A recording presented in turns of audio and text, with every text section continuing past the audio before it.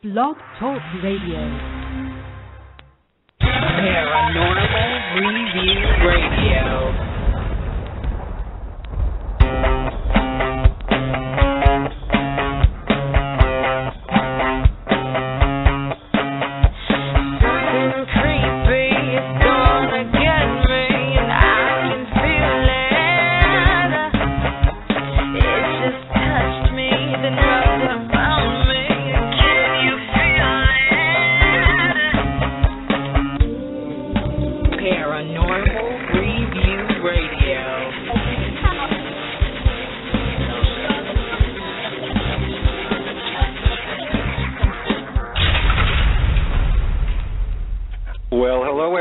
Welcome. It is Friday night, and you are listening to Paranormal Review Radio with your host, Anthony Agati in New York.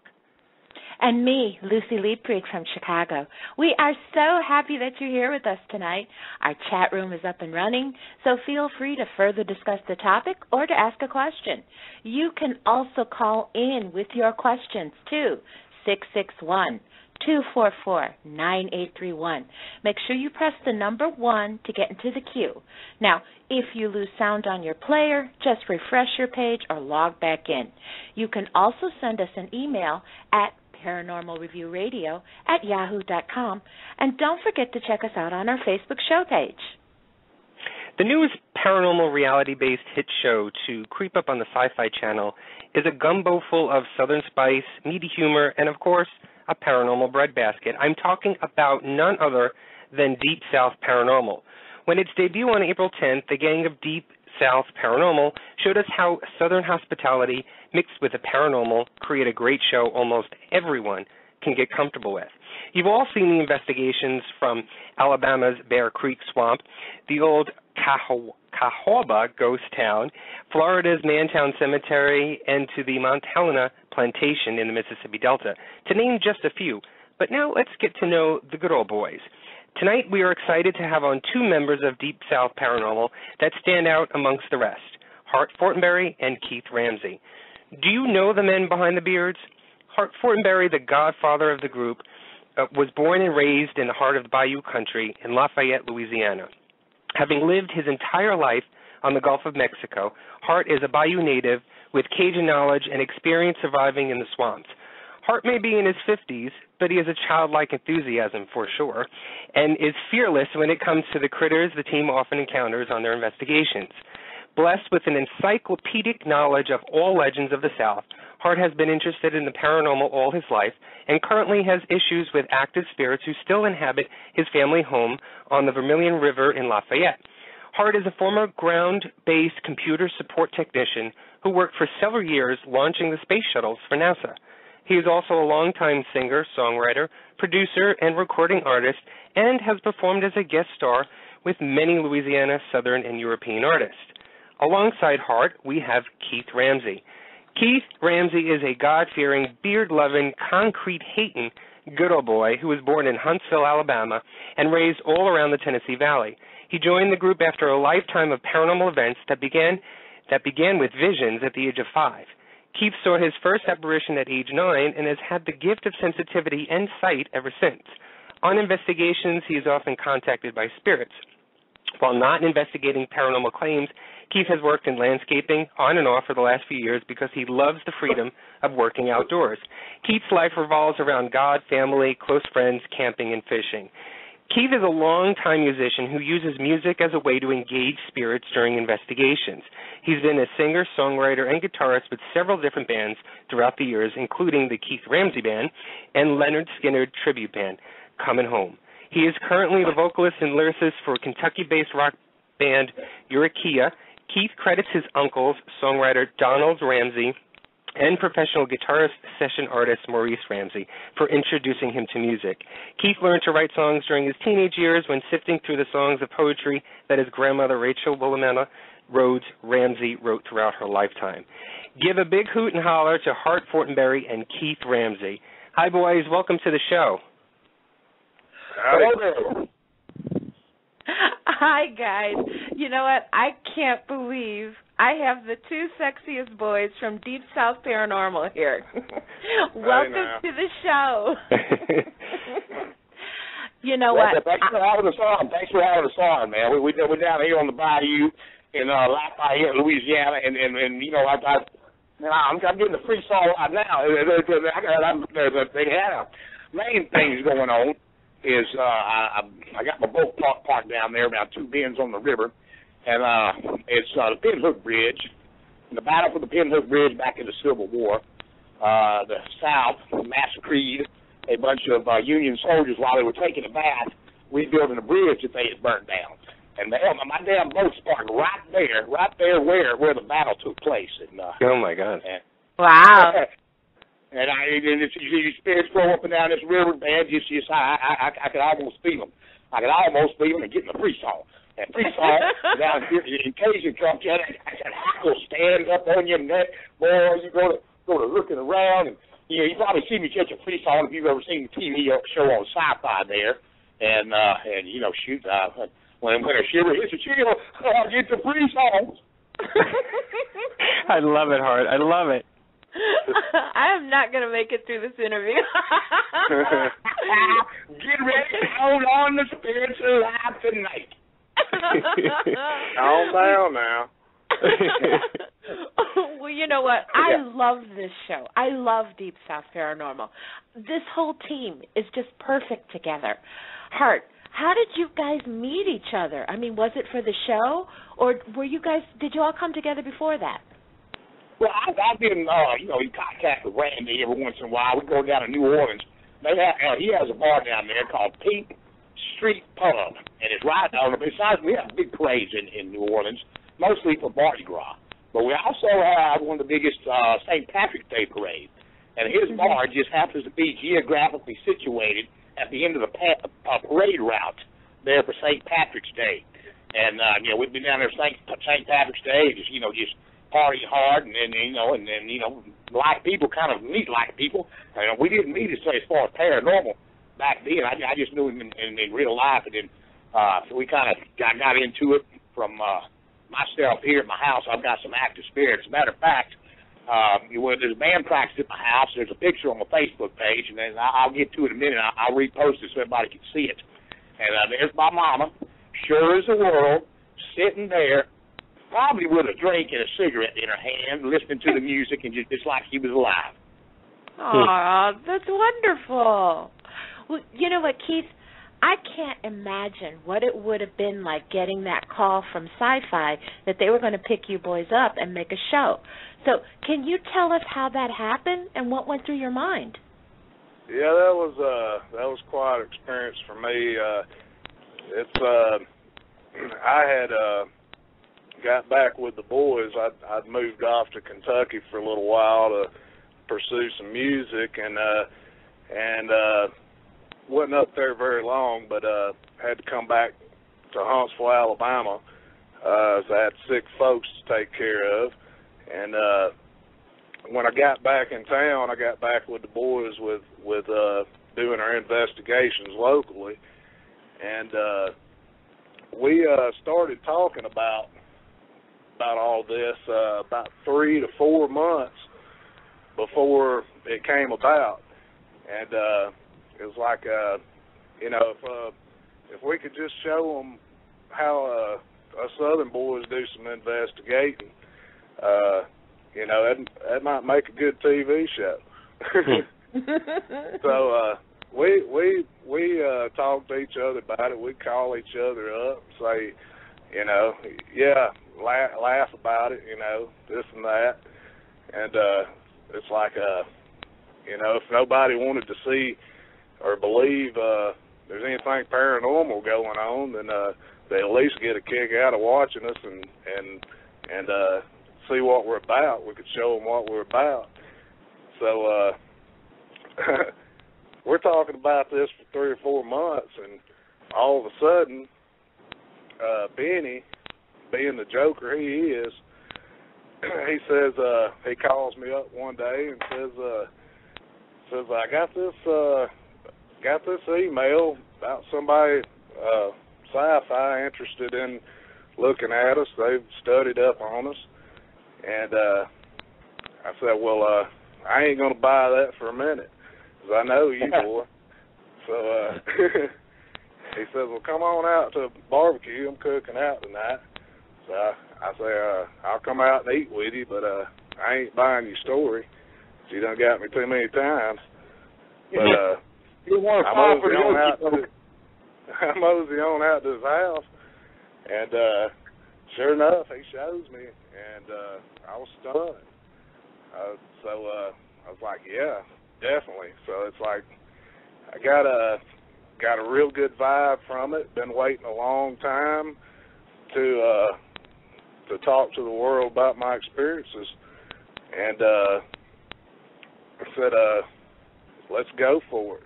You know, let's give it a shot. So it's I have dealt with vision since a very early age at 5, and actually had an out-of-body experience at the age of 13 where I was told that I would tell the world of him and what I experienced. Wow. So I've wondered ever since I was 13 years old how that was going to come about. So I've added it into music through the years. It's inspired me to write a lot of songs, and I thought, you know, eventually maybe that might be how it would happen, but never once thought of being in a television series or for it to come about. So that when I seen that email, it really stunned me and sent chills over me, because I realized right then that was God speaking to me again, showing me a path to take. Mm-hmm. Well, you know, you guys, you can't get more southern than Lafayette, Louisiana, and Huntsville, Alabama, where you guys are from. And Hart, in your opinion, this may get a little deep, is there a difference between a paranormal investigator from the South and someone from, say, like Chicago or New York? Well, you know, I've never been to New York City. I flew over one time on the way to London, and I did also, you know, been to Chicago. And I haven't spent too much time north of the Mason-Dixon line, and so I really, you know, couldn't tell you too much about that. I'm sure, you know, y'all had some places up there, but, you know, we were down here, as far as being a more rural place, there was a lot of Native Americans down here, and I would say that as far as the paranormal activity, it's well, I know we're rich in that, and it's all around us all the time. And but I really don't know too much about y'all people up north. Well, you know what, Hart? What has living in the bayou taught you about the connection between this world and the other side? Well, just basically, the bayou's just rich with a lot of stuff out there that we don't know about. And you go out there at night, and you hear sounds. And see, they have these things, fufale. A fufale is, God, they scientifically just figured out this like it's a swamp gas. They have like there's a sinkhole down here, not too far from where Troy Landry and them hunt those alligators on the swamp people. And it's a sinkhole coming up, and what that is, that's natural gas coming up out of these salt mines, these salt domes where they store it at. Or also, you know, just a natural gas formation. There's so much down here in the Gulf of Mexico that it just bubbles up. And sometimes just for some type of little friction or whatever, we'll get up and you know, maybe some static electricity, and it could be. And what I think is the electrical energy from a paranormal situation will ignite this gas, and it'll go up and actually glow for a while and just rise up. And they call that fufale, which means like a ghost gas. And you know, just that right there is the scientifically found out the gas is there, but they don't know how it gets ignited like that and why it doesn't burn up and cause an explosion or something like that. Wow.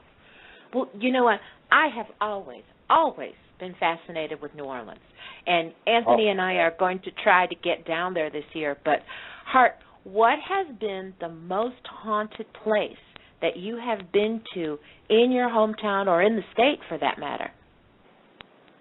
Well, they have this place down here in Washington, Louisiana, and there's a plantation over there, and we've been over there doing some remodeling.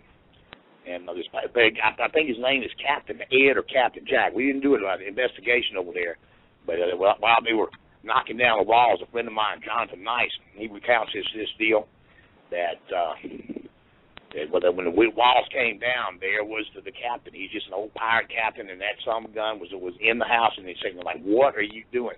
And then I was out there when this happened, when I saw this thing that every day they'd have the tools. It's like 3-story plantation. They'd have the tools way up in the attic everywhere. Every day when they'd come back to work, all them tools would be down there on the down yard, to where, you know, place locked up. Nobody can get in, nobody can get out. But somehow the tools every day would come down to the bottom of that thing, and that just scared the pea waddle out of me when I Oh, well, you know, it keeps.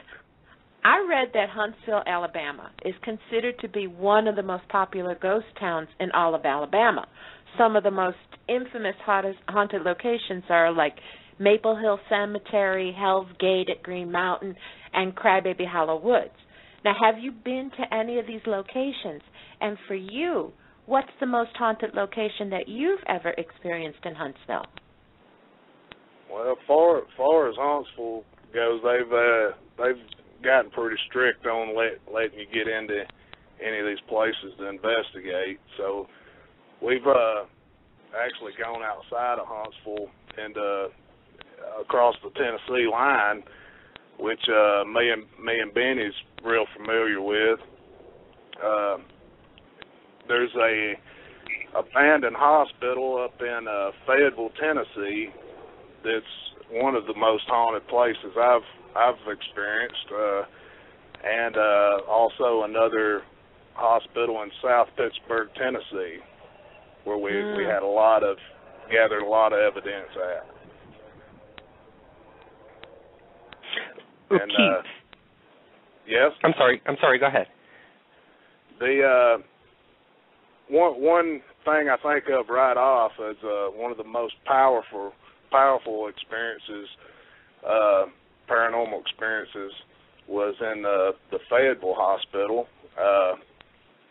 Was in a maternity and surrounded by glass, and we had been in this place about a month and a half before, and had seen a complete figure, a shadow person, as you call it, appeared in front of us for maybe 8-10 seconds, stood there and looked at us, stared us down. So this month and a half later, when we went back, I took a couple of new people with me on the trip, and one fella that I had not long before discovered his father also had visions, and told him as a child that he would be one to see, and he never understood what that meant all through his life.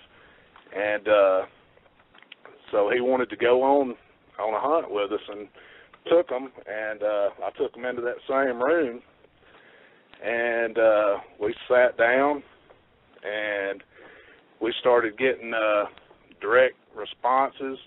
I was asking for anything, noises, started getting noises right away, tapping on the glass, scratching. The room all of a sudden dropped maybe 30 degrees or so, and as it did, the room expanded, the ceiling tile popped, the walls popped, and this fella that had his first experience, I had to carry him back at one point, back to our little base setup, our little base camp, and go back to do some work on my own. But that was one of the most powerful experiences I've had with paranormal activity. Sent chills up my spine. Sure. And really set me off. I can imagine. Yeah, I mean, I'm getting chills just listening to you talk about it. Keith, you are the voice that we hear every week narrating the episodes. And speaking of voice, you are an accomplished singer, songwriter, and guitarist. And you briefly mentioned this earlier about visions at a young age. How did you become a paranormal investigator? Well, that came into play from a call from Benny. He and John already knew each other, and I hadn't met John at that point. But John had already been doing some investigating with another team he was involved with, and Benny was in the military. Once he got out and came back home, Benny's had some experiences of his own, and always been interested in it, and thought it was time to do something about it. And he wanted to reach out and try to help people with things they couldn't understand, and try to find out more himself, which I had the same thought in my mind. So there was no hesitation at all when he made the call and told me that he and John wanted to form a group and get it rolling. So now, go ahead. You did mention that you had visions when you were a young child, and I could only imagine. I mean, that has not happened to me. I had experiences later in life, not as a young boy, and so I can only imagine what someone of that age would be going through. I mean, did you have someone that you can talk to? And I believe I read that your family also, were sensitives and had visions. Did you have the support of your family and friends at that age? Well, I moved around a lot through my childhood, so it was I was in several locations growing up, and about half of those places I had experiences, and I didn't understand. Was afraid at times, but it wasn't until I was 9 years old that I confronted my father with a place we'd moved into in Tennessee, where I seen my first apparition. And it was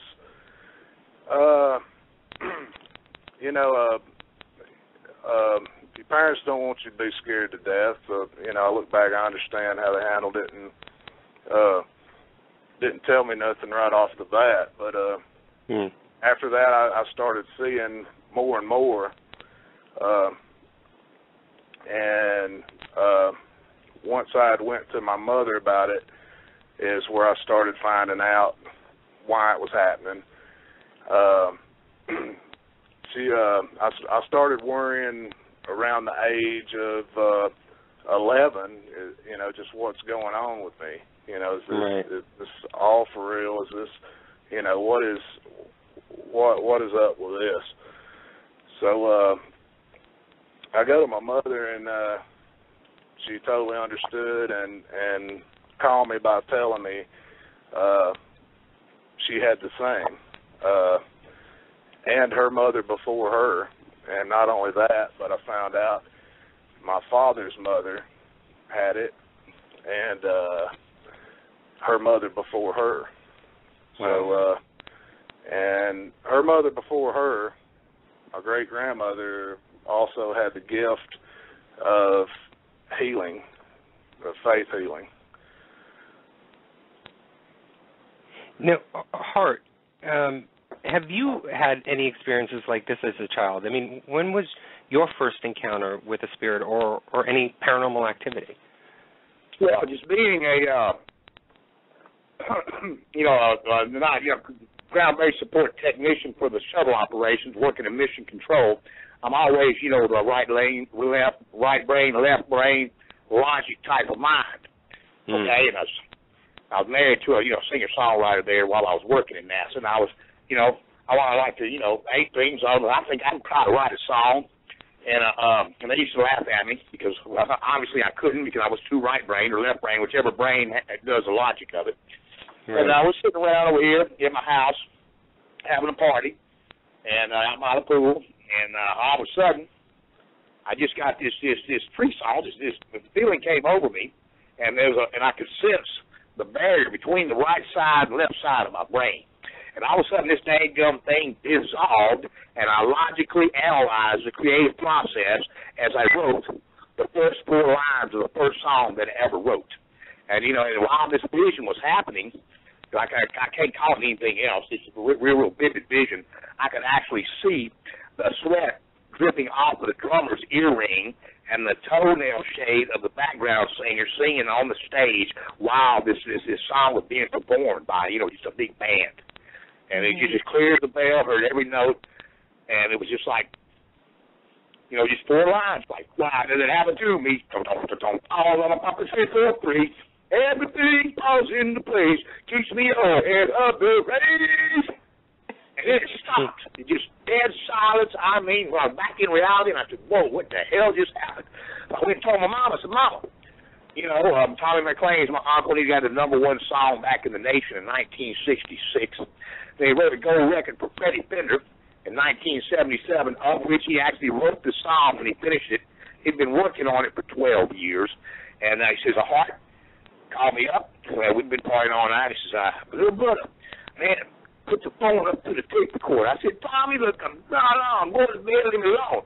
Look, little brother, I've been doing this. I've been working on this song for 12 years. It's all coming together. I got to record it now. My batteries are dead. My tape recorder. Please, little brother, record this over the phone. It's okay. All right, Tommy. You're my uncle. I love you. I'll go ahead and I'll do this for you, even though I don't feel good and I don't want to do it. Well, the next day, about 2 o'clock in the afternoon, he comes over to my house. Here I am, laid down on the floor. I still have the receiver on the chest. I still have the tape recorder on the old Radio Shack, old cassette tape recorders back in the 70s. Right. And, it's a record and play, both buttons still pressed. Battery's dead. It's on record at the end of the tape. Well, he goes over there to the tape. The first thing he does, he puts the phone back on the hook. Then he changes the batteries in the tape recorder. Then he rewinds the tape. Then he presses play. He's sitting over there banging on the piano, the same song. I said, oh, I can't get away from this song. So I found him. I wrapped a blanket around and made it to my bed. And then 13 months later, here I am driving down, coming back from leasing land, an oil company, and out there at Willie Nelson's picnic and all this. And we're coming down through Houston, Texas on I-10. And I'm never going to forget this because here we go with Back in the Saddle Again. It's Aerosmith off the album Rocks. That was hot. It's back in 1977. That was like, one of the big songs on rock and roll. I really like country music. I never did. My daddy said, I like both kinds of music. I said, what's that, Daddy? He said, country and western. I said, oh, Lord, here we go. I think he did have a Bob Dylan album, I think Creedence Clearwater Revival, but that's beside the point. Anyway, I'm driving down the road at speed, going down I-10 in the middle of Houston, Texas. And back in the saddle again, it was over. And back then, we ain't got no seek, search, computer, digital displays. You got a knob, you got a turner to get to the next radio station. Well, I don't know if you young people remember that. But anyway, got 8-track in the dash. And so I said, well, shoot, I got to find me some more rock and roll. So I'm sitting there trying to find another station, and all of a sudden, I said, whoa, I started looking at the damn radio. I almost hit a cement truck. I had to pull over the side of the road. I hadn't got the pre-songs. My knees were shaking. I had to, almost threw up.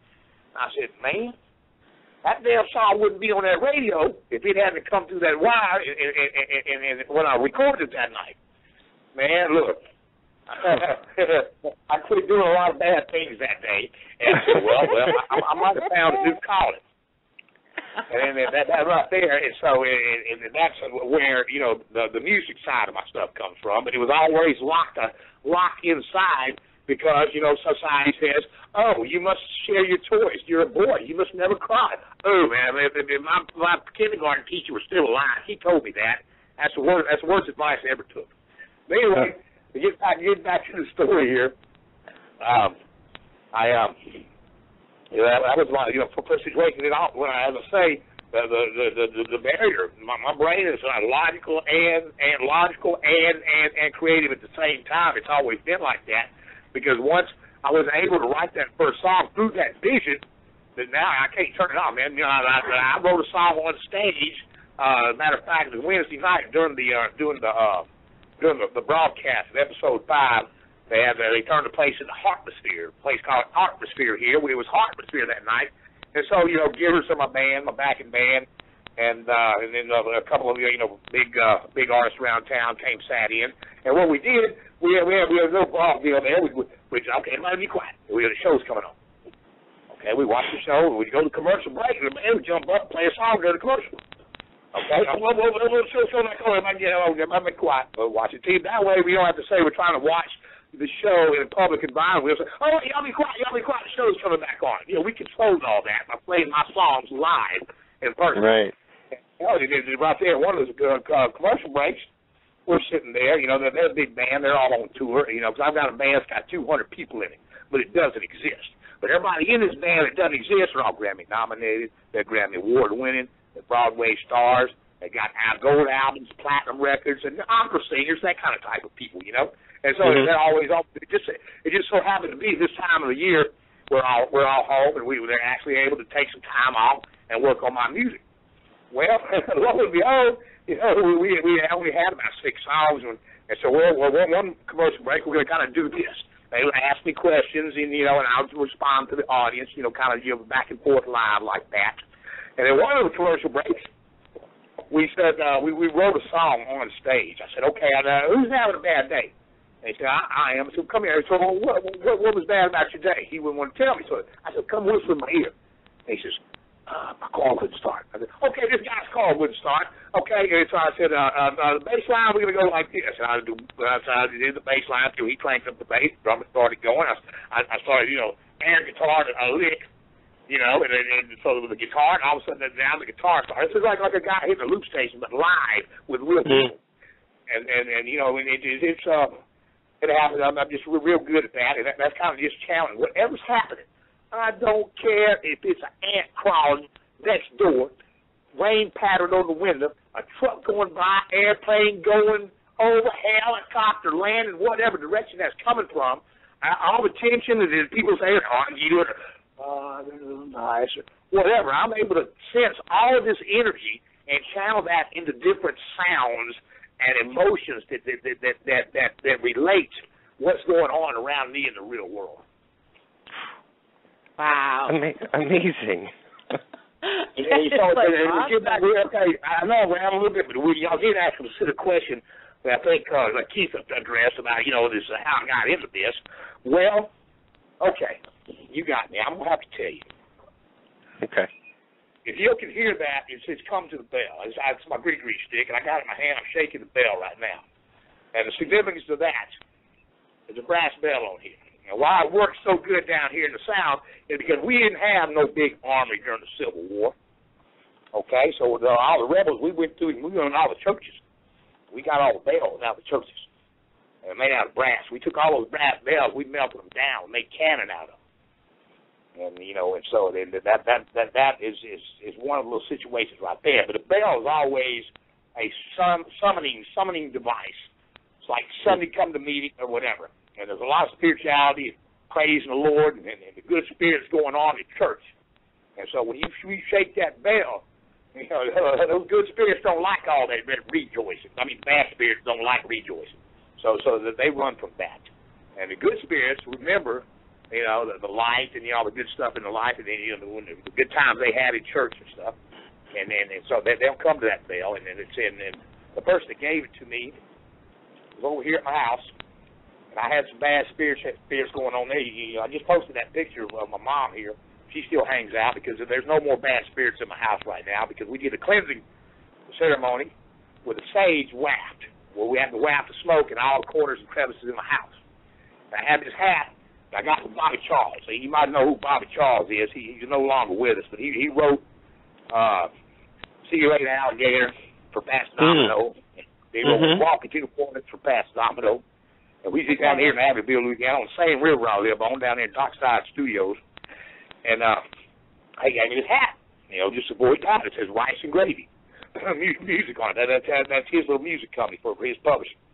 They had this little stud, probably about, I guess, half inch. There's a star-shaped stud that I just, put on the hat. And he's wearing on the hat, in remembrance of Bobby Charles. Bobby Chuck, as we call him down here. Okay, and Dana, her mom's a Trey Tour.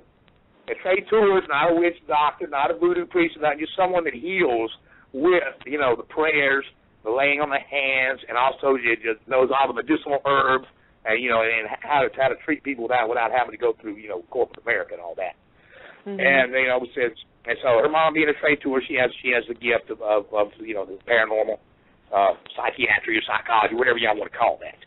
And anyway, she was using my hat to waft the sage, walking around wafting the sage, bringing this smoke. Well, my brother, God rest his soul, he did a suicidal overdose here in one of the rooms of the house, and that's where a lot of this bad violence were coming from. So we don't think it was him. We just think it was something that was with him when he died. Right. Anyway, so we go in that room, and it's the second to the last room we went in. And she wafted across, and I'm just walking behind her, say, oh, she'll say along with her little sayings and stuff, and I'm, following around, just actually engulfed in the sage smoke, so none of the spirits can get near me. Well, we couldn't get back to where I was. I was on my patio, my bar area there, and she hands me my hat back. And I looked. Well, the star isn't on the darn hat. The star's just gone. And I didn't say that to her, so I retraced step by step, in the order, in the pattern, that we went all around the house. And I couldn't find it. Finally ended up in the bathroom, the last place we went. I said, well, damn, it ain't here. I'm looking everywhere. So I looked down. God, I'll strike me down if this ain't right. That darn star was about 2 inches from the wall, right in the middle, under that window. I caught a pretty star. I said, David. I couldn't talk. So she said, what? I said, look. She said, oh, shit, man. I knew it. When that spirit came by, I felt it. He got so mad at being a dick, he snatched that star off your hat. And when we chased him out this window, the star wouldn't go through the window. He couldn't take that star through the window, clinked off the window, bam, right there. It was no other explanation of how that star got 2 inches from the wall, right in the middle, right under that window.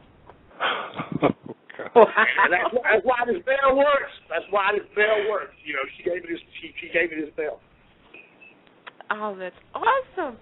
Well, what? I truly feel believe that, it's unfortunate that she took her life not too long after. She took a big burden on trying to fix everything that's wrong in the world. And I feel to believe that some of her last days with her daughter were, shared on my property up and down the river on my boat. And, we would crawfish bowls, barbecues, that kind of stuff. It's just good memories. Yeah. She gave me this bell so her spirit could always find mine. Oh, that's beautiful. Well, I didn't know anything about all this stuff. I knew the theories behind the bell. But when we did get, I kind of got the same call Keith did. So who's a paranormal down there in Lafayette? Well, they contacted around. Cream always comes to the top. So I kind of boiled up through the bayou there, and the name got across SyFy's desk, and I got a phone call. And I said, well, let me think about that. Okay. I'll come, GT, you go cast the thing. And I use this in real life every day. If you might see some videos of me, with a Django Unchained or something, this, that, and the other. I've got this stick. I keep a GoPro on. I don't use the GoPro in the show. I take the camera off out of respect for the spirits. Right. But see, let me talk about what was it? I kind of get carried away sometimes. I get off the moment. What was the last thing I said anyway? That you carry the stick around with you all the time. But you know what? Here we go. So we over there. We went down to this casting reel that we did, and we went down to, where was that, Keith? It was a Lake Pontchartrain, over there in some down is a Fontainebleau State Park. The holidays have an old sugarcane mill there, and some slaves had got displaced over there. There's a lot of activity, and so that's where we went and did. We did an investigation over there to put us on camera to see if these people were compatible in a big deal. Because originally they wanted to do just Louisiana and just New Orleans, those type of. So we got real colorful ghosts down here. All the Storyville. And the Congo Square, and the Free Men of Color and all that.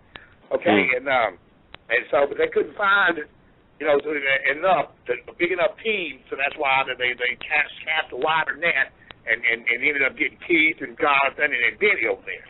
And so we're coming down there. He got a big bid, I got a big bid. First we thought we was in competition. He's gonna get it, we gonna get it. We're gonna have to do each other on these investigations. But, me and Keith got talking about music, this, that, and the other. We clicked, and then they say, are you this, or you that? And they got my EVP going on with K2, and they get a little bit of response. I walk in there and say, come to the mail, the inside city thing, off the chain. I said, no, who's the Ghostbuster now, boys? So naturally, if they... what works, we got what works. And together, we just chemistry. Hell, we get along. We like slap each other back, play tricks on each other. Hell, hey, I ain't known the Alabama boys since before we started. It's right around November. But my God, I feel like I've known them all my life. Yeah. Yeah, well, you can see that. When you watch the show, you can see that. But you know what? I love that you guys use music. I love that you have this connection to music. And you know what? The fact that you use music when you're at locations. Now, Anthony and I, we use music all the time. We don't play any instruments, but we do use, recordings of music to help us. So do you find that music is sort of calming and welcoming to the spirits? Of course it is. Let me jump in here, Keith. I'll give you a chance in a minute. Well, see, I got this bell in Natchez, Mississippi. See, Natchez, Mississippi, people don't know too much about that. But that's older. It's older than New Orleans. It's over up there on the same Mississippi River. There's a port in Natchez before there was in New Orleans. And they have this old place. It's called King's Tavern. And it's a haunted. First thing it was a stagecoach stop right there at the start of the Natchez Trace. Well, I'm down there, and then I've got some. Different issues down there, so I visit Natchez every once in a while. And I've got this bell, and I'm just shooting recordings around there, kind of doing a little paranormal investigation over there, go to where my dad's buried. They've got a military situation over there, and kind of hang out with my dad's ghost there once in a while. And I was walking downtown and holding this stick, and the bell, cheap bell, it says it ain't very loud because, it doesn't have a clanker. It's got a cleaner. It's got a little wire on the end of it where the clapper goes. We can barely hear it in real life, but it's very, very loud to the spirits. I kind of proved that to myself. While I'm walking down, all of a sudden I started hearing this music, real faint, real in the background. I ain't never heard this kind of music before, and I'm listening to it. And, usually if you're going towards the source of music, it'll get louder the closer you get. But it's getting louder a lot slower than if I was walking towards it. So what's happening here? What's happening here?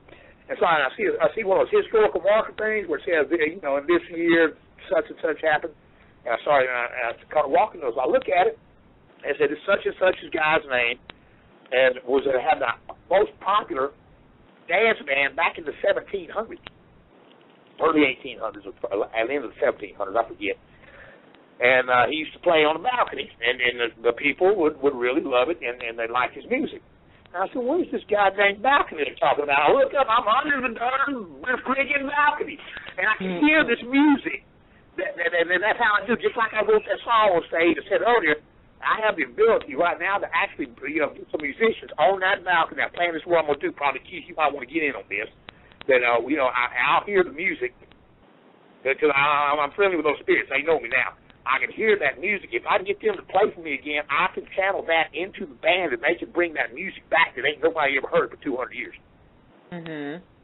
Well, Keith, so, yeah, that music has that kind of calming thing, and everybody likes music of a certain kind. And you get a ghost, you play music he don't want, and he'll tell you to shut up, and if you play music he likes, he's going to come listen closer. Well, Keith, what's your take on that? Yeah, that's exactly right. I mean, you might stir something up that don't like what you're playing, but I've got more. I've had to get more positive response from the music. Like try to if we know a story where we're going into of an era, a year, that some deaths took place, I'll try to play some tunes from that era with the to be familiar to them, and that seems to work. That catches attention. They're drawn to it, and it's I'll another thing I've had a good experience with is on a floor in one of those hospitals I was talking about with children. They had a case of a child being seen that had died in the hospital, and we weren't getting anything at the time. Broke out the guitar and started singing some of my own tunes. Wouldn't get nothing right away. Played a couple of children's tunes and started getting response. Got some EVPs, got some K2 hits. Everything started working. So it's a matter of finding what they feel comfortable with or familiar with to get that response. And if there's something that don't like what you're playing, you might get a response from that too. It's like if there's anything dark in the area surrounding you, you might get some negativity responses from, say, a good gospel song. Wow, yeah, that makes sense. But you know what? Speaking of like negative responses, Keith, I did want to ask you, in this week's episode, the one from Selma, Alabama, at the slave quarters, you had a really crazy connection, but you said you were drawn to the hanging tree ever since you got to that place. Now, what was it you were feeling or sensing about the tree? I felt a magnetic pull towards the tree. I felt as if I knowed. Before we ever seen a chain nailed into the tree, it was I was pulled to that area, and then once we stepped over into it and visualized there's a chain on the tree, it's like, why is this here? We're questioning why is this here? I had a feeling from when we laid eyes on that property to that area. I felt pulled toward that area, like magnetically pulled, and that's why I had to do what I had to do there alone myself that night. And it completely wiped me out. It wiped me out, and I haven't felt nothing that strong since that experience in the hospital I told you about earlier. Well, Keith, you are. It's evident that you are a sensitive. You do receive as much as Hart does as well. You as well receive it physically, mentally, emotionally. And I remember in the episode Till Death Do Us Part in Mount Helena, you got very sick and something affected you physically and emotionally. What do you do to snap out of it? I know besides walking out and leaving that area of where you were affected, but is there anything, sort of mentally that you do to try and snap out of it? Well, immediately, of course, I go into prayer. I have to get away from the area when it becomes too strong, and I go somewhere. Usually, most of the time, I like to go to myself. I've had Benny by my side a couple of times, but I'll go pray and get over it. it'll bring me out of it. Oh, well, you know what, my dear Mr. Hart, you have become a regular celebrity with some of your famous one-liners and quotes. And I really think we should play this clip that we got from the SyFy channel. Anthony, can you roll the audio? Sure. Well, we haven't been introduced. Is that a Bigfoot? Take it easy. Spirits are rolling tonight. Oh, I can't wait to get out there and chase those ghosts. Going right up. You got in your bag of tricks, son. I'll trip your ass quicker than rain, boy. I want to put a nail in your coffin, son. I'll shove this greasy stick where the sun don't shine, boy. Oh, damn. Oh, freeze off. I ain't riding with you no more. Not me, buddy. Look. Gruesome. Yeah. Hey, who is that? I ain't worried about no damn bat. Oh, the hell. Yeah, I wouldn't be down there if you paid me. Not by myself. Not by myself. You can tell me about that one and figure it out. Come to the bell. You come your ass down here. That's what I always say. Full prog waterproof? Crashing around like two skeletons playing hopscotch on a tin roof. Even the sun shines on a dog's ass once in a while. Wow, okay. I'm like, I've heard a little Yosemite Sam, a little Tasmanian Devil.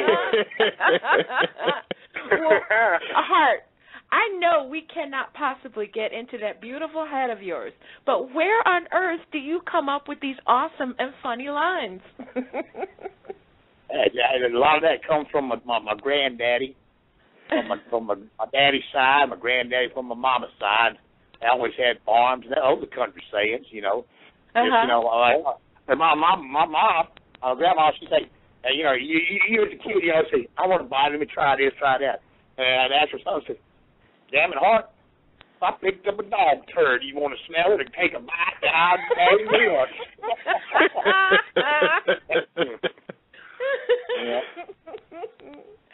Oh, that's so... And, you know, those old folks, you know, back then, you know, we didn't have all these computers. And you find on the internet, hell, it wasn't even a library, you know, you did shit, you know, 40 miles. My grandfather back then, back in the horse and wagon days, you know, you didn't have refrigerators, and so we grew sugar cane. He'd take that sugar cane, hook it up to his tractor, and it had a mill. It crushed the sugar cane, squeeze the juice out of it, and had a gravity trap and run down this big brick back. And he'd light a fire in that son of a bitch. And, you know, which is more sugar. He scrapes the foam off. He'll walk around and keep the foam. Every time he foam up, he keeps cranking that foam. Pretty soon, that sugar, it cooked down into what we call molasses or cane sugar, real thick. It ain't like that mess y'all get out of the trees up north. I mean, this stuff is thick. It'll stick to your ribs. And, you know, they use that for the sugar cure and smoke their meat. You know, sometimes you can cure your meat with either you have to smoke it, but you do with smoke with salt, like curing salt, or sugar. Either way you want to go. What you would do, you soak your meat in that sugar, and you know, for 2 or 3, 4, 5 days, and hang it in a smokehouse, and it dry out that sugar inside, and that preserve your meat, so you can survive through the wintertime. And what they do, they get in their horse wagon. Hell, sometimes it take them 1, 2, 3, 4 days to come to my grandfather's farm to trade whatever commodities they had. If they had extra corn, they'd trade the corn for the syrup. They had a pig, they'd trade pig for the syrup. That's what they do, the barter system. And he talked about superstitious son of a gun, him dandelions in his eyes. I said, he'll bring that, man. Look, I'm over to see it. I got to see what this. Let's put them dandelions on their eyes and see if they can witches fly. And they actually see the spirits and figure out where they were, so they know where they said their grandfather would shoot sage all the time. He burned his sage. And what the hell they do? Said, I don't want no bad spirits around. No, can't have no bad spirits. And that's a direct descendant in my bloodline there. Awesome. Okay, Keith. Now, Anthony and I, we've been part of a paranormal group with other people, and the key word there is was. It just got too much for us with everyone's personalities, and I might be stirring up some trouble here. But, Keith, what one thing about Hart would you change that he does that seems to irk you a little bit? What would I change about Hart? Mm-hmm. Oh, well, Let me think here a second. He could get off his butt more. Come on. That would be it. Okay, Hart, now it's your turn. What does Keith do that just crawls under your skin that you'd like him to change? He stays up in the frozen north too much. He needs to get down here on the bayou more so we can play music together. Oh, that's awesome. That's awesome. Okay, you know what? The thing that I think about when I'm watching this show is gators. You guys run around the land and the waterways surrounding some of these locations, and when you see something in the woods, isn't it possible that it might be a dangerous animal? And if it is, isn't that more dangerous than any spirit? Well, that's why you say, like, you know, sometimes you get ghosts, sometimes you get gators, then you gotta run. As a matter of fact, hell, I got right here. I'm looking over on the other side of the swim pool there. I can see the river, Vermilion River there, and we had a big rain, and that thing, you know, sometimes my boat will be in the mud, sometimes that something should be floating in my yard, and we my tenants, Blaze Viator and them. He's kind of in my band. He's got another band that he plays with, but when they're not on tour in the studio, they mess around with me. And he got a golden retriever, and these golden retrievers, they like to retrieve stuff. They got webbed feet, you know, just like a Labrador. And so he's throwing his pine knot out there in the river, and Dog go get it, come back in, you know, get it, put it down. He's throwing it. Well, one time they put it, and Dog went out to get it. He's halfway to the river. They saw around. There's a 10-foot gator between him and the bait. They seen that gator. Same time that dog seen that dog, he's too far to go the other way, and he had to pass that gator to get home. I ain't gonna say that dog. That's the first time I ever seen a retriever drop a pine knot and swim like hell. Oh, Well, we had got wildlife fisheries, and they did the same thing you see on swamp people. They go rock chicken and stick it on a stick, put a rope down there, and put a big old hook. And so when the gator comes over there, you know, big gator, he's gonna come get that.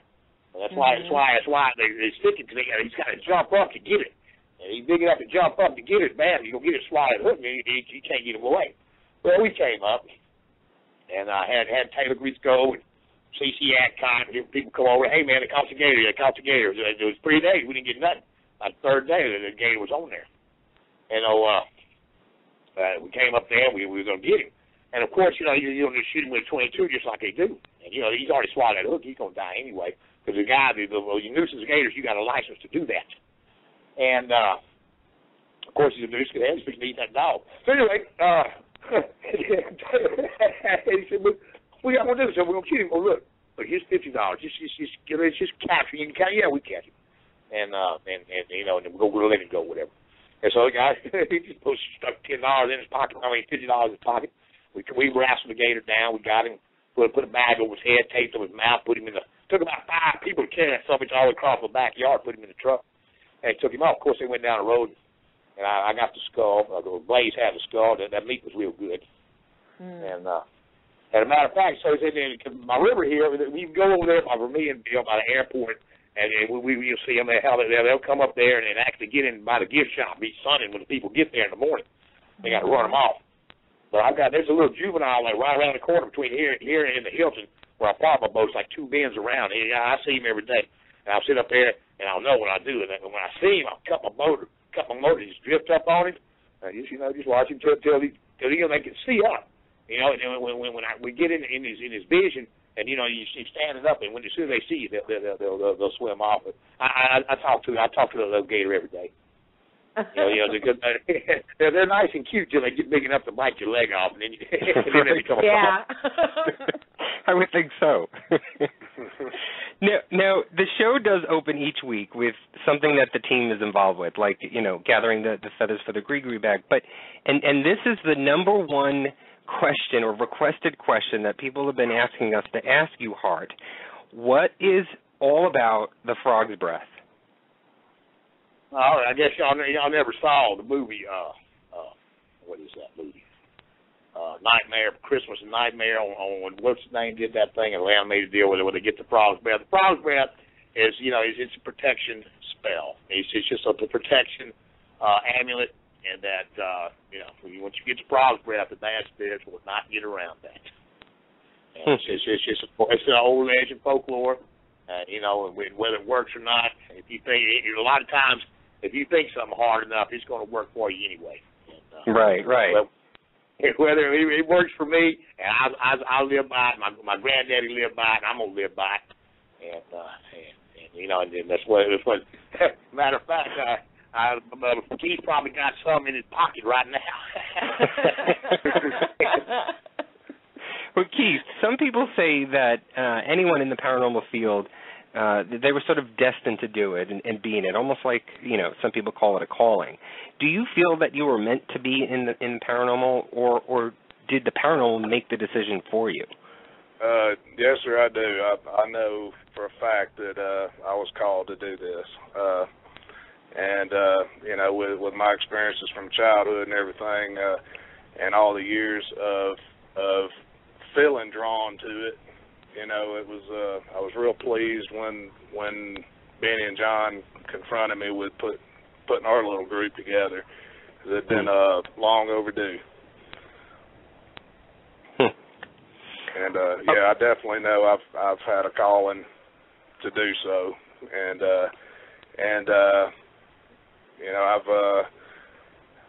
I've made a pact to carry that on for the rest of my living life. So I'll be doing it till the day I take my last breath. Right. Mm-hmm. Same here. Okay, I'm going to ask each of you to describe yourself in one word, and I know, Hart, that may be a little bit hard for you, but in one word, what sums up your being, your personality, your life, even your future? So, Keith, you're up first. What one word describes Keith Ramsey?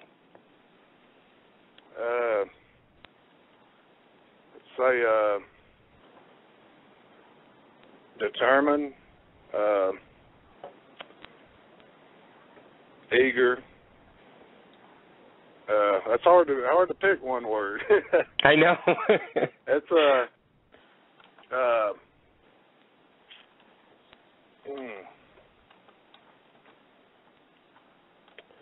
Okay, ask me that again. All right, I'll let Hart go first. I'll let you. I'll come back to you. Hart. Yeah, hit Hart with it. See if you can get one word out. Hart, you're full of one-liners, but give us one word that sums up what Hart Fortenbery is all about. Dynamic. I love it. I love it. If you look it up in the dictionary, you'll see it. You'll figure out what that means. I think on my feet, roll with the punches, and I'm ever changing. If the situation comes up I ain't never confronted it before, I'm gonna see way through that situation, and that's why in real life, that's why you say it's a calling, and if it's paranormal or spiritual, whatever y'all want to call it, I don't take a step. I don't care which direction. If I'm looking forward, looking behind me, looking to either side, I don't take a step anyway in any direction until I see a glowing footprint on the ground. I'll see that glowing footprint on the ground. I put my foot on it, bring my other foot, stand right there till another one glows. That's how I'm always advancing ever out. Just broadening my area of influence, and I don't play by the rules. I don't do what society tells me I have to do, because that has caused me a lot of trouble trying to conform.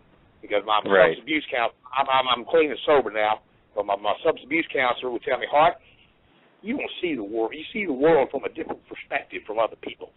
That might not necessarily be a bad thing, but it prevents you from functionally normal in a normally functioning society. And so whichever it is, so I've been able to, just show up my resources and find a place to where I'm actually allowed to be myself, and probably get paid for it too. But I've been blessed by being able to listen to my own drummer and being able to channel that energy into something that does get along with society, that is tempted, and therefore I'm able to get to go on and hold my head up and get on down the road. Well, dynamic, you are that, Hart. So, Keith, did you find a word? Yeah, I'd say Hart just triggered it off in his little speech. Blessed. Definitely blessed. Blessed. I like that. That's awesome. That is so awesome. Excuse me. You know what? I just have to ask this really quick in chat. Okay, next week's show, it looks awesome, and I cannot wait. Now, can either of you give us a hint what we will expect without getting in trouble with SyFy? It was cold that night on them airboats, I'm going to tell you that.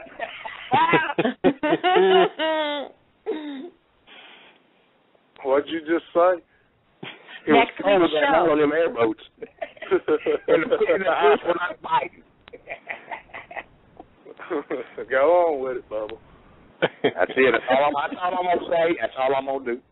Okay. Yeah, we can't say too much. I just hope they don't cut the bicycle scene out when we keep. That's got to be on the DVD. That's the funniest damn thing I've ever seen in my life.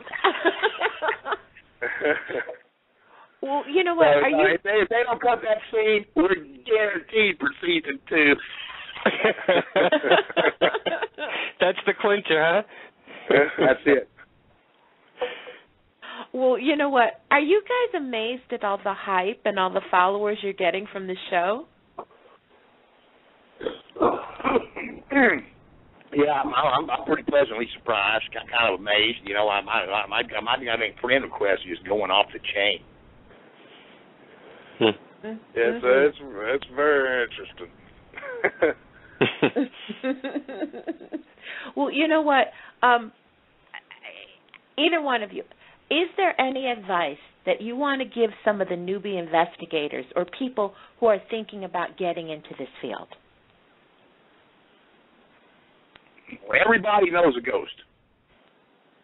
You know, and you know, if you haven't had any direct paranormal activity or experiences or unexplained phenomena, you know somebody in your immediate family or your immediate circle of friends that has.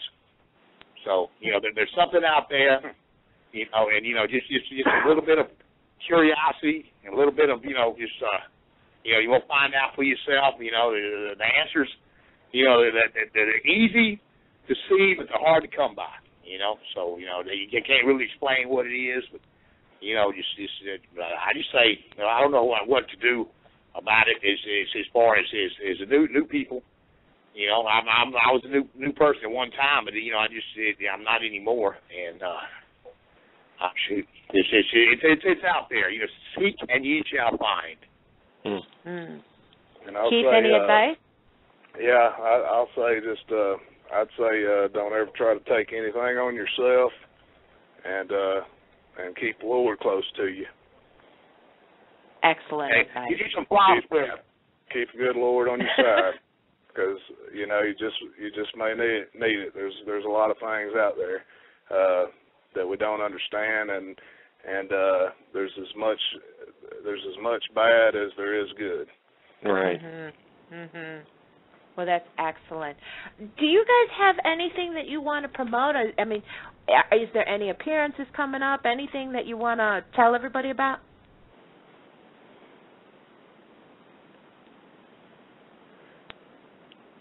Hart?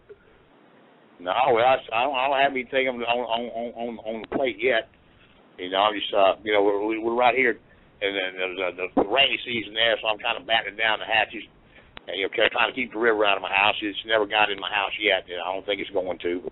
You know, they had a lot of flood. We don't want to pray for people up north that had a lot of flood when that Mississippi River is getting high up there. And, you know, the water hadn't hit down here yet, but you know, hopefully we'll get through it. Keith, you got anything going that you want to tell everybody about? What's that again? About anything, you know, like is your band appearing anywhere? Anything that you'd like to? I'm in writing and recording mode right now. Okay. No appearances, but I'm working with my local group right now, where I'm hanging out right now with my my good buddy Travis from my local group, Southern Blood, and we're working up, arranging, doing our recording on our album, and I'm also collaborating with the guys in Kentucky with Urukai, and at the same time juggling how I'm going to fit in a little solo project. You get your butt down here, boy. So hopefully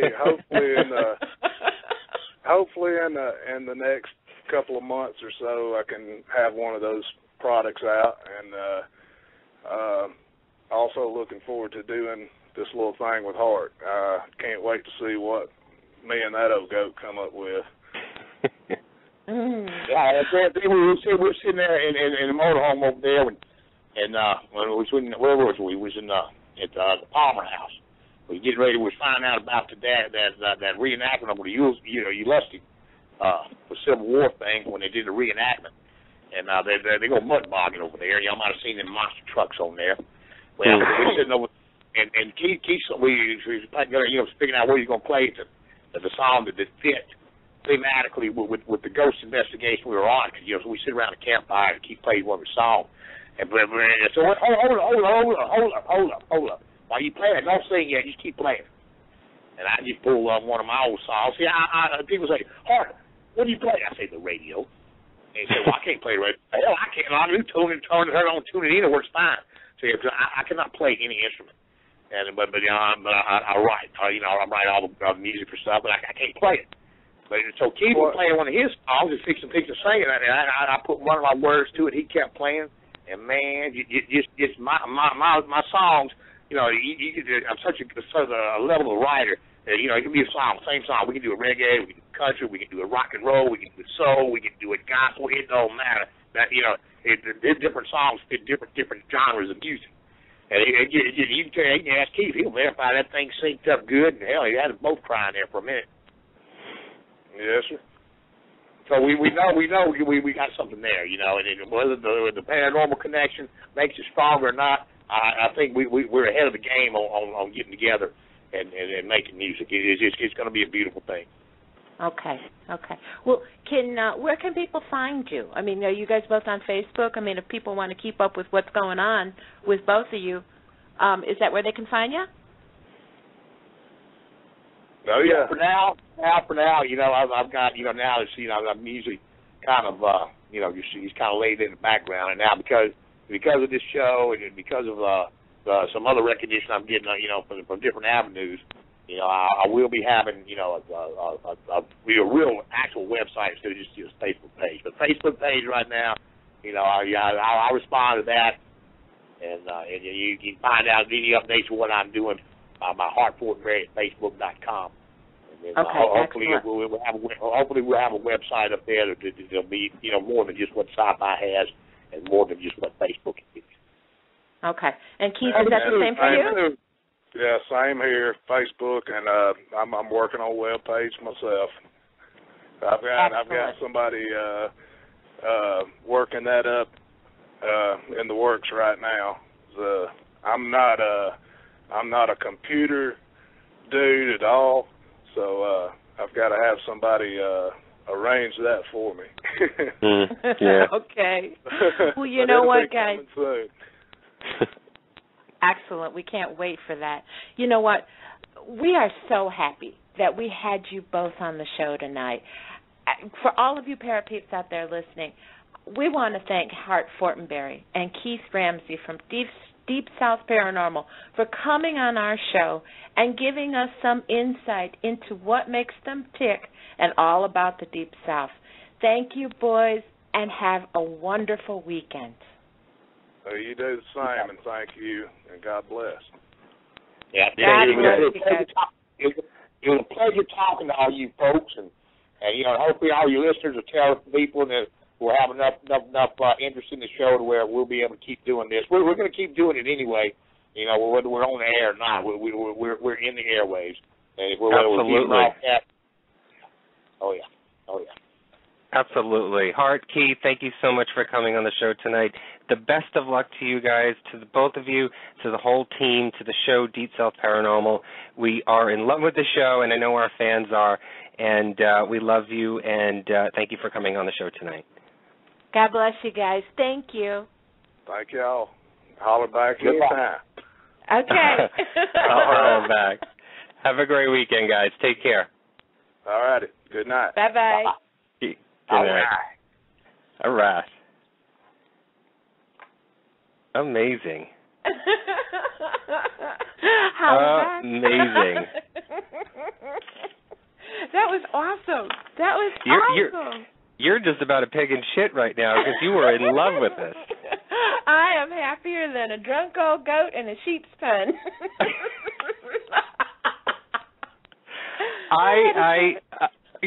Let me speak first about the show because I know how you feel, and I'm sure our fans know how you feel about the show. But I haven't really talked about it. And to be honest, I haven't been able to watch all the shows consistently because I've been, my other job. Mm-hmm. I've been working late during the week, and so I've made it a point to try and do or to get to a lot of the shows over the last weekend, and I got to most of them. I just haven't been able to see, I think it was like one or two of them. But I didn't know what to expect at first. I heard a lot of hype about Deep South Paranormal. And, I've heard, as with all other shows, the pros and cons about people's opinions on what they like and what they didn't like. And, everybody's entitled to their opinions. But I really like the show because it is very different. And people are going to probably disagree with me, but it is very different than the other paranormal shows that are out there. And I think the connection with the South is the heart of paranormal. Whether we like it or not, paranormal locations itself, a lot of them are home. Their home is the South. And I think Hart was mentioning that they're even in Louisiana, but I think most of the Midwest and South, the American Indians, as we know, are pretty much fluent throughout all of these locations, and it's the heart of it. And there is a difference between the South Paranormal and the North or the East or the West Coast. It's rooted very differently. They are much more into their ancestors and their history and their family history, because a lot of that resides within the land itself, not the home, not the residence, not the brick and mortar or the wood. It's the land itself, and a lot of their families go way back because it's been the settlers' homeland for a very long time. Whereas the East Coast and West Coast, there's not too much history like that. You don't see that history on those sides. The South it's sort of, and it's hard to explain it, it's more intermingled with family, with legend and folklore, and rich history, and true history, and possible question mark history. The history that you're not too sure of, and there is a difference, and I think this show really shows it, and that's why there's that connection with people. I love it. I mean, I don't find a connection with it because obviously I'm not from the South, but I love it because I'm seeing a different side of the paranormal that I have not seen yet. We have seen all these mainstream shows, which I'm not dogging them for anything, but I'm just saying that they are pretty much mainstream and typical paranormal. Deep South Paranormal is much more rich in it, and they bring an eclectic group of guys and one gal into the mix that I just think meshes really well and tells a really good story. Well, everybody knows how I feel about the show. I love the show. I adore the show. I don't know what it is about it that brought me to it. I mean, when it first came up, I was like, I really didn't even think I was going to like it. And then once I started watching, I don't know if it's one of my past lives, because you guys know how I feel about New Orleans. I've kind of touched on it, too, about the swamps and the bayou down there. I am just as comfortable in the swamps, been on the airboat, did the whole thing. And these guys are just they are just so for real. I mean, you can watch the show and you can see that these guys aren't about any kind of, there's no hidden agendas. What you see is what you get. And the way that these guys work together, they look like they're having fun. And it's been so long since you've seen a show, you know, everybody gets along and stuff like that, but this show is definitely different. To me, I can see that these guys are having fun. I mean, at first I was kind of like, okay, you know, there's a little bit too much of the things that they're doing aside from investigating. But as I've been watching, it's all part of it. It is amazing. And if you've ever spent any time down in the South, haunted locations down there are definitely more intense. I can only speak for New Orleans and the French Quarter. And I know Hart mentioned Congo Square. He mentioned, you know, Storyville. When you go down there, it is like a completely different world. I cannot wait till we get there because it is so different than walking into some of the locations you have up here. The closest thing I've ever felt to it was Prospect Place. And Prospect Place has a direct connection with the South. So I don't know if it's the Native American, you know, waking up to the connections down there. I don't know what it is, but I know I love it. What did you think of Hart? Was he what you expected? I have been fascinated with Hart from the first moment that I saw him. I think he's awesome. I think he's cool. I like that he has that connection to like the not so much voodoo. It's really like hoodoo. It's like the root work. It's like that. It's like that homegrown spells and stuff like that. I mean, my mother was from North Carolina, so on the reservation they had all their little things. You know, like I can remember. You know, don't scratch your back with a comb. You're going to get a wart. Don't do this. There's little things that they have, and he's taken that stuff and he believes in it and he uses it, and I think it's awesome. I mean, the man, I could listen to him all day. I mean, he's got a story for everything. He is great. He is a character. He's a lovable character. I know you've got a little paranormal crush on him. He is just a man of many words, and as you heard tonight, he is true tonight, live with us on the radio, as he is on television. It is the real Hart, you know, and it is the real Keith. Keith, I thought was amazing. I think his story, his background story, is one of amazement. I always love to hear stories of how people get into the paranormal. You know, we've always talked about that, and that's usually one of the questions that we like to ask a lot of people, especially the people that we see on the television shows. How did they get into it? Or people who have been sort of specified, or, you know, the quote-unquote experts in the field. How did you get into the paranormal? And a lot of these stories are very different. But what I'm finding now, there's a lot of linkage to things that have gone on in their childhood. And that's always fascinated me, because I can only imagine what that's like. I've never had an experience like anything major as a child. I mean, I remember growing up and being a teenager and having certain things happen. To this day, I don't know if they are paranormal or not, but nothing to the effect where it had affected me. You know, like we had Brian Kalick on the show, and he has the most, the most amazing story. As a child growing up, living in and around this paranormal activity, good or bad, it just amazes me. And Keith's story and his background is just amazing, and how a lot of people, this just hit me, Lucy, a lot of people I'm noticing that have been affected by the paranormal as a child somehow grab onto music as a way of either, and I don't want to say surviving, but as a way of understanding maybe, or maybe the music is helping them get through it.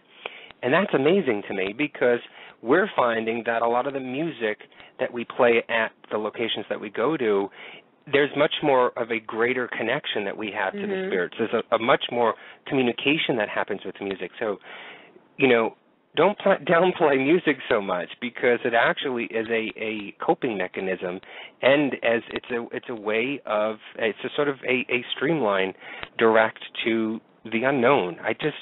That just came to me right now. I'm amazed that now I'm just putting things together of all the guests that we've had, and there's that connection to music. Mm-hmm. It's kind of like that interdimensional language that just crosses between everything. It's just, I don't know, it's hard to explain because, like you said, you didn't notice anything until you were older.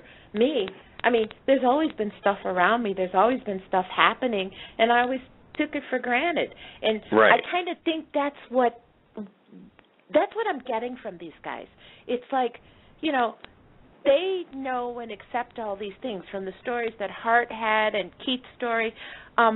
It's like all this stuff has happened all their lives, and they accept it, and that's what it is. And now they go and they're searching for the answers just like everybody else.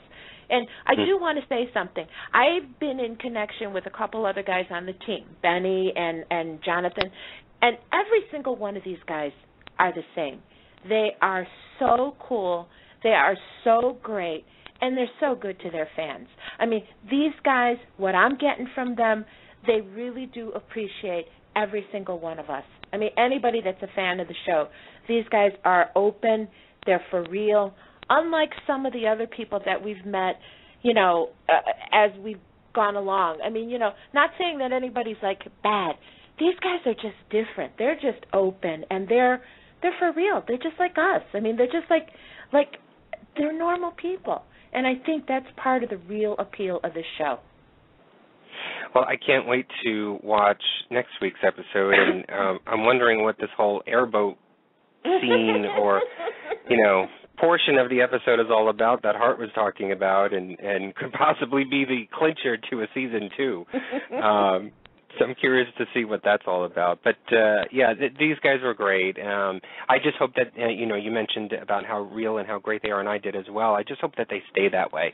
You know, people tend to sort of get whisked away or, you know, taken away from reality, and they get sort of, I guess, blanketed with a lot of things that they forget where they came from, or they forget the people who, you know, are actually their fans. And I hope that they don't get to that point, because they're really good people. And these are one of the ones from television that we've had the privilege of talking to, you know, sort of in its early stages. And we're seeing how good-hearted, how open, and how free they are with their stories, with their fans, with people, with the paranormal itself, that they're just really true, almost unbelievably true. And I don't know, I hope that they stay that way. And I think they will. It's just, you know, sometimes TV sort of takes a life of its own. But I, you know, honestly, I'm not worried about it. I think these guys are always going to be who they are. I don't think TV, or I don't think the attention's going to change them. I mean, you can feel it. These guys are for real, and I'm hoping they stay that way. But I got a question for you. You've never been to the South, have you? I've been to New Mexico. Okay. Southwest is definitely different. Yeah. No, I've never, no. Other than Florida and New Mexico, no. Okay. Well, we got to put you on an airboat, because I've been on one, and I've been in the swamps. And when he's talking about these gators down there, that's all I can picture. And it's so funny. I mean, like what he's talking about with the chicken on the stick. I've seen it. I've been near it. But I can't wait to see next week's episode, because I'm telling you, when you're on that airboat, all you can think of are these giant bugs flying at you. So I can't flying at you. I'm sure they're pelting you like bullets. Oh my God, you're afraid to open your mouth. I mean, it's the one time that I sat for a time with my mouth closed. All right, I'm just picturing now Hart Fortenbery on an airboat with his personality the way it is. Oh my God. I can't picture the beard. I mean, it would be flying everywhere. I'm sure he probably had to have a haircut after that airboat. Or beard cut. But that was great, and I'm so happy that we had him on the show. Yeah, that was great. So, guys, give them some props. Watch their show, SyFy Channel. I think, what is it, every Wednesday at 9? 9 o'clock. Central 9 o'clock. Central Time. 10 o'clock Eastern. I think 7 next week. Pacific. Yes, and next week is their finale? It's their season finale. Mm-hmm. So hope that SyFy picks them up. I know, Lucy, you were in communication with them trying to hopefully maybe coerce them into it. But we hope that we can see more of these guys and in the future. So I think that's it, right, Lucy? Do you want to move on? Move on. Yeah.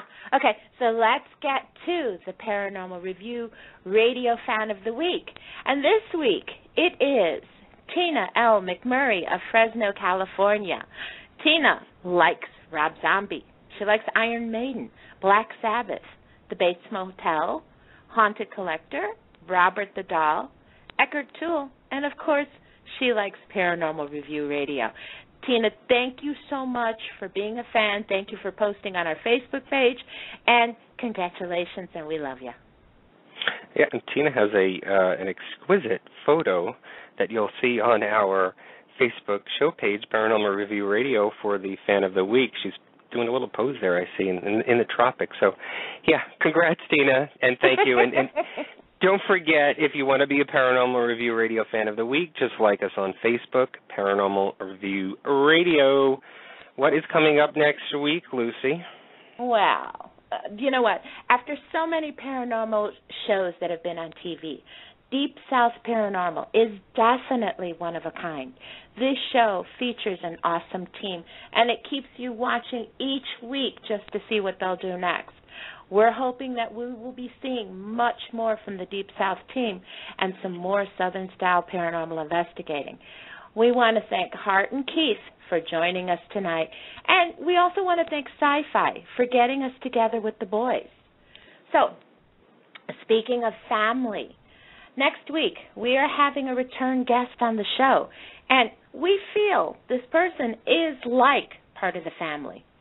Get ready for another amazing evening with the Boston ghost magnet herself, psychic medium Robin Marie. Now, we're going to get an update on some of her predictions. We'll see what's been happening in Boston, and much, much more. Hey, Lucy, I didn't want to interrupt, but do you know if she's going to do any readings for our listeners? Did she mention that? No, not yet. I'm still, Robin had surgery this past Monday, so okay. I still have to get back with her, trying to give her a little time to recuperate. But I'm sure she'll do some readings for us. But I will find out for sure this week, so keep an eye out on the page, and we'll post that as soon as we know. But absolutely. I did want to mention one thing. It is her birthday next Friday. So you have to make sure that you join us next Friday night to spend some time and to wish happy birthday to the amazing Robin Marie. Okay? We want to thank you, everyone, for joining us and showing us so much love. You know, you guys are the best fans on the planet. Thank you, Anthony, for another great show. You are the best. You know that? So, until next week, my parapeeps, keep on investigating and have a paranormal week. Good night. Good night, everybody. Paranormal Review Radio.